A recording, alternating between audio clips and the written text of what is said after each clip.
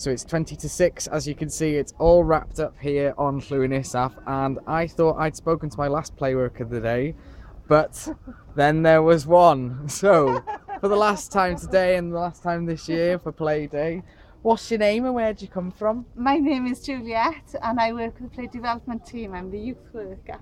And what is it that you've been doing today? I have been carrying gallons and gallons of water to feed the water slides top. I went on them earlier. They were Did you go on fantastic. them? So Well, thank you very the much. The water was supplied by moi, by myself, yes. Brilliant. Well, the big question of the day has been, why is Play Day so important? Play Day is important because we need to ensure children's right to play is upheld, and this celebrates the innate nature of play for children and young people.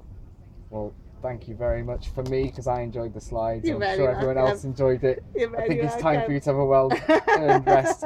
So that's it for Play Day 2017, and we'll see you next year. Next year, fingers crossed. Bye.